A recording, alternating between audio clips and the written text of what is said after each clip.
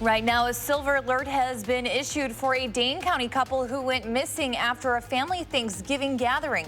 We'll have a live update on the search. And the man suspected of a terror attack in London is dead. The latest on that investigation. From the Channel3000.com Alert Center, this is News 3 Now at noon. Good afternoon and thanks for joining us here. I'm Keely Arthur. A freezing rain and snow mix could make for some slippery conditions on your trip home from Thanksgiving. Let's head right to Chris Reese, who is tracking all the weather for us. Hi, Chris. Yeah, that's right, Keely. Right now, we're dealing with drizzle as temperatures have risen above freezing. So that has certainly been the good news for us. But we are watching more rain and another chance for snow as we move through the rest of the weekend. Here's high-resolution Doppler right now, free of the snow that we had earlier on this morning. But still, though, I was just outside, and we do still have some drizzle out there. We're at 34 degrees right now as we look ahead through the rest of the afternoon. Look for those temperatures to warm up right around 36 for the afternoon highs, and I can't rule out more chances for some rain and snow showers later on this evening. But as we look ahead, Keely, it's the next storm that's going to be impacting the upper Midwest, bringing with it rain and snow. This is what we are watching for potential travel headaches as folks begin to head home for Thanksgiving. We'll talk about the timing and impacts from this in just a few minutes. Yeah, important for people to just slow down, give themselves a little extra time. It's going to be busy on the roads. That's going to be needed for sure. All right, thank you, Chris. Multiple law enforcement agencies are out searching for an elderly couple last seen on Thanksgiving. Our Amy Center in Mount Horeb, where authorities are leading their search. Hi, Amy. Yeah, Keely, inside here, the Dane County Sheriff's Department, the Mount Horeb Fire Department, and the other surrounding agencies are putting their heads together, double checking maps and meeting with family members to try and find this elderly couple that was last seen at 3 o'clock yesterday. The Department of Justice put out a silver alert for 87-year-old Donald Soper and 87-year-old Colleen Soper. They left Thanksgiving yesterday driving a black 2008 Dodge Caliber with a Wisconsin license plate of 327F as in Frank XX. Their last ping location was at the intersection of Highway 78 and J. The search is circling out from there. The different agencies have been driving around looking for any signs of these two. Since the GPS signal that gave off that last location has either been lost or it's been turned off. Now, important to note, if you see these two, Donald has diabetes and Colleen has Alzheimer's. So as soon as you find them, call 911 to get authorities out there as soon as you can. Also, I'm speaking with family members. They say that Colleen also had a silver alert in August. It was successful then. They're hoping for a miracle today, hoping to find them again today. A very sad situation, hoping for the best. Thank you so much, Amy. At least 8 vehicles were involved in a crash on Highway 11 near Janesville this morning. First responders are working to determine if this was a single pileup or separate unrelated crashes. There were several injuries reported and at least one person was taken to the hospital. We'll continue to update this story on Channel3000.com and News 3 Now. A Janesville man is in custody after shooting another person early Thanksgiving morning. A man was shot in the stomach in the 1700 block of South Willard Avenue, east of Pershing Park. The victim was treated and released from the hospital. The victim told police 26-year-old Gage Holmes, this man right here, was the one who shot him. He was arrested and faces a charge of attempted first-degree intentional homicide. An elderly woman is dead and another man injured after a Thanksgiving night house fire. This happened on Watercress Lane on Beaver Dam Lake in the town of Westford. Firefighters found heavy smoke and fire on the first floor of the home and 2 people trapped in the basement. An 85-year-old woman got out of the home but later died from her injuries. A 92-year-old man was treated for his injuries and is expected to be okay. The cause is under investigation. British police have killed the suspect in a London attack that's believed to be terror-related. CBS's Riley Carlson is at the scene. Police say several people were stabbed close to London Bridge just after lunchtime. Witnesses reported hearing gunshots. A male suspect was shot by specialist armed officers from the City of London Police, and I can confirm that this suspect died at the scene. A number of other people received injuries during this incident. Traffic on the famous bridge came to a standstill, and armed police fixed their guns on a white truck jackknifed in the road. Police say they do believe this attack was terrorism. They also say they believe the suspect had a hoax explosive device strapped on his body. 2 years ago, terrorists struck this same bridge, plowing down pedestrians and attacking people in a nearby market, killing 8. Earlier this month, security forces lowered Britain's national terrorism threat level from severe to substantial, its lowest level in 5 years. Riley Carlson, CBS News, London. President Trump is back in the U.S. from a top-secret Thanksgiving Day trip to Afghanistan. In his first ever visit to the country, he announced peace talks with the Taliban have resumed, working to fulfill a campaign promise to remove the U.S. from what he described as, quote, endless overseas wars. President Trump set a goal to reduce the number of American troops in Afghanistan to about 8,600, down from the roughly 12,000 deployed there right now. The flu season arrived early this year, and your best bet to stay healthy is to get the vaccine. It's not perfect, though. Researchers are working to improve the effectiveness. Experts say even on a good year, the vaccine is about 60% effective. On a bad year, it's as low as 10. Some changes are being made to improve it, including not using eggs to make the flu vaccine. Researchers actually grow the virus in eggs, but it might grow differently and not match the one that's spreading among people. That's why some companies have figured out how to grow it without using that way. Right here we have the cells growing the virus. The virus stays the same, and when you make the vaccine, it looks closer to what's in the wild. President Trump signed an executive order to encourage more of this technology, and something even bigger, a flu vaccine you'd get once in your life instead of every year. Last season, the flu killed at least 36,000 people. Scientists have discovered a monster black hole that's so big it shouldn't actually exist. A stellar black hole forms following the death of or explosion of a massive star. Before this discovery, researchers thought the size limit was less than 20 times the mass of the sun, but this black hole, LB1, appears to debunk that theory. Its mass is 70 times larger than the sun, according to the Chinese Academy of Science. Black Friday is one of the biggest shopping days of the year, but depending on what you're looking for, you may be able to avoid the crowds altogether. Marketing experts at Madison College say the biggest savings on just about everything other than TVs can actually be found online. But for some shoppers, that doesn't mean they'll skip out on the experience of hitting the stores on Black Friday. I'd prefer to come and do it. I'd rather see hands on hands what I'm buying than to look at it on my telephone or my laptop. This is actually the shortest holiday shopping season in a long time due to Thanksgiving coming so late this year. Because of that, some retailers have tried to make up for those lost shopping days by rolling out those online deals early. People across the world are spending Black Friday calling attention to the global climate crisis. Swedish activist Greta Thunberg inspired the protests through her Fridays for the Future movement. Strikers have demanded climate justice to cast the climate crisis as not just an environmental issue, but also an ethical obligation. They hope the strikes will show world leaders that it's not just young people who want climate change to be addressed. There is more to come on News 3 Now at noon. Up next, let's see what Howard's working on in the Mr. Food Test Kitchen. What do you say we turn yesterday's leftovers into a warm-you-up casserole? It's just what you need after a long day of shopping.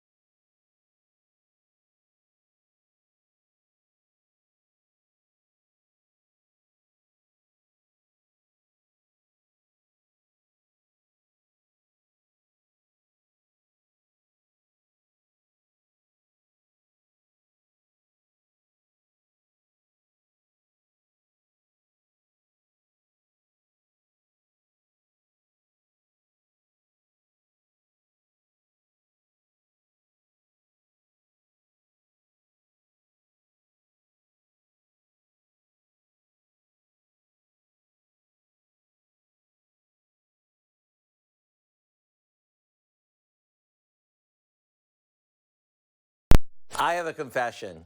Yesterday, I was guilty of what many of us call the just one more bite syndrome. For those of you who don't know what it entails loosening the top button of your pants, untucking your shirt, and digging in for just one more bite.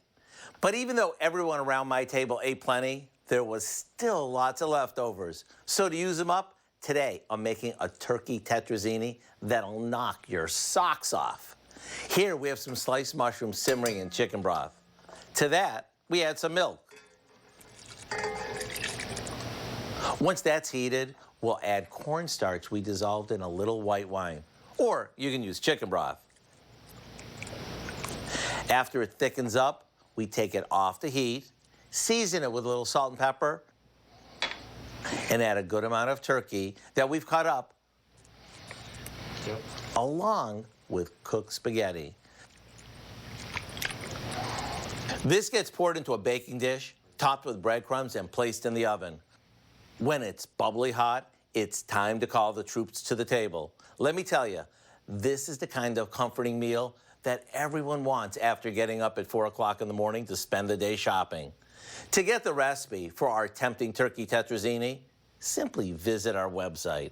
I'm Howard with Kelly in the Mr. Food Test Kitchen, where today we found a love your leftovers way for you to say, ooh, it's so good. How is it? Well, next at noon, if you are heading out for some Thanksgiving shopping ideas, the roads could be a little slick. We have a rain and snow mix coming our way tonight. Chris has the details in your First Alert forecast.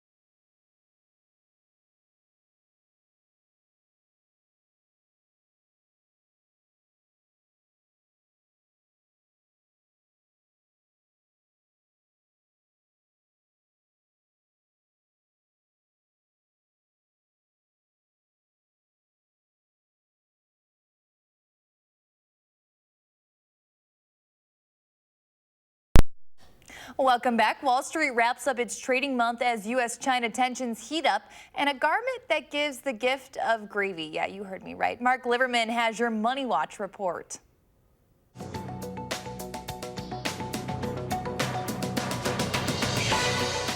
Today marks the last trading day for November, a month that saw the S&P 500 climb more than 3%. But ongoing tensions from the U.S.-China trade war remains a cause of investor concern. The two nations have yet to set a timeline for signing a Phase 1 deal. A final round of tariffs on Chinese goods is set to kick in on December 15th. Be on the lookout for fake reviews online. The Wall Street Journal reports that over a third of online reviews on major websites, including Amazon and Walmart, are fake. Fraudulent review watchdog FakeSpot says the reviews are done by robots or people paid to write them. Despite a record streak for job growth, researchers find that an increasing number of U.S. jobs created over the past 30 years offer inadequate pay. Researchers' Job Quality Index calculated that there were 80 high-paying jobs this month for every 100 low-paying jobs. Compare that to 1990, where the ratio was 94 high-paying jobs for every 100 low-paying jobs. And just in time to start chowing down on your turkey leftovers, a tie-dyed gravy t-shirt. A Kentucky artist used 100% real gravy from a real KFC to hand make the shirts. The t-shirts are available in the Kentucky for Kentucky online store for $50. Oh, and they're all pre-washed to retain maximum gravy stain. And that's your CBS Money Watch report. For more, head to cbsmoneywatch.com. At the New York Stock Exchange, I'm Mark Liverman. At the noon hour, Wall Street is closed for the day. The Dow is down 112 points. NASDAQ U.S. down almost 40, and S&P 500 is off 12. Q106 Farm Director Pam Yankee is out of the radio barn today. Here are your farm numbers.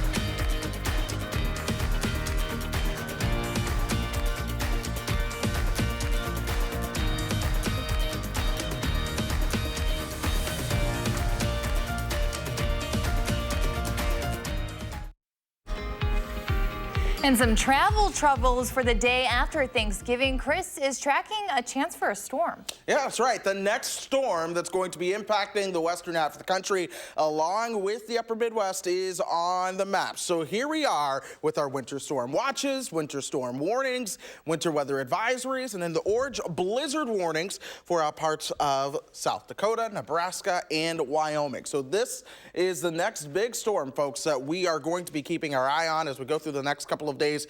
In the meantime, the actual storm itself is just now starting to get its act together. Watch the radar in this area really begin to fill up as we go through about the next 12 to 24 hours and really throughout the entire weekend. Here's Doppler track over Wisconsin over the past 6 hours. This is where we saw that snow move in overnight, along with a little band of snow that moved through earlier on. Since then, we've begun to dry things out. There's still a little bit of the freezing drizzle that's out there. Well, at this point, temperatures are going above freezing, but still, we do have the drizzle to be mindful of. So even though high-resolution Doppler is clear, Sun Prairie, Cottage Grove, all the way over towards Mount Horeb and Cross Plains, you're likely still seeing at least some drizzle. Same could be said for our friends down in Beloit and Milton, throughout Janesville, and all throughout Rock County, really throughout the viewing area as a whole. But temperatures are now above freezing. We're at 34 in Madison. The wind's coming out of the east at about 6 miles per hour.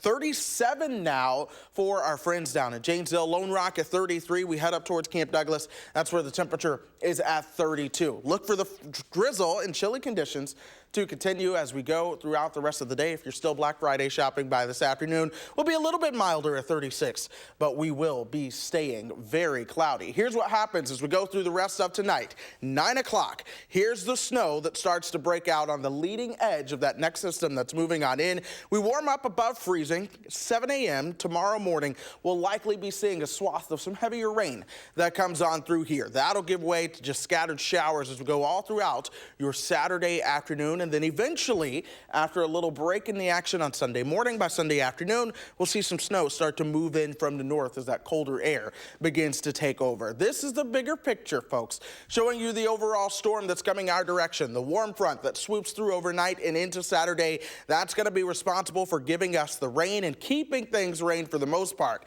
As the low tracks right over us and begins to pass towards the east as we go through Sunday, that's when that colder air filters back in. That's when we see snow on the back side of this system. And we could see some minor accumulation out of that. You work your way towards the north, this is where we are looking at several inches of accumulation throughout parts of northern Wisconsin and Minnesota. It is possible that we see an inch or two of snow here in the Madison area. I think I'd aim towards the lower side of that right now. But if you like snow, you can keep your fingers crossed for the 2 inches. I'll do that myself. Why not? In the meantime, we do have an alert day for Sunday just because that is a big travel day. Next week, wow, that's our early Christmas gift. A week-long stretch of nice weather. But I know you're a little jealous of the people up north with some more snow. But that's okay. Right. We had our turn in October. Yeah, we already did it. We'll be right back.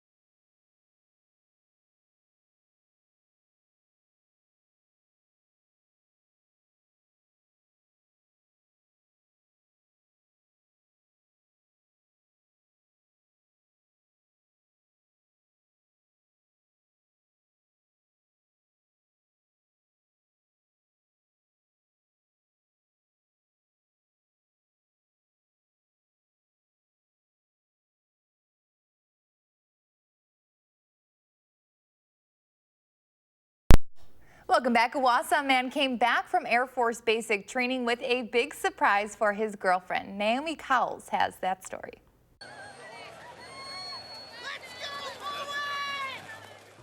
years in the running. We started with 450 runners. This year we had a record 1,904 participants. Wausau's Turkey Trot is racing towards new finish lines while raising money for the Marathon County Hunger Coalition. In our very first year, we raised about $10,000, and every year that dollar amount has increased. And this year we had a record $60,000 has come in. But for one special runner, I woke up this morning thinking I was just running a 5K. Waiting at the finish line was a face that Elizabeth Metz thought she'd have to spend the holiday without. Oh, we've known each other since like middle school. Lucas Toboski just finished Air Force basic training, and he's now in tech school in Texas. I was actually really good friends with his sister. And then once she left for college, Luke and I started spending some time together. Hit it off really fast, and we've been together ever since. He came up to surprise her.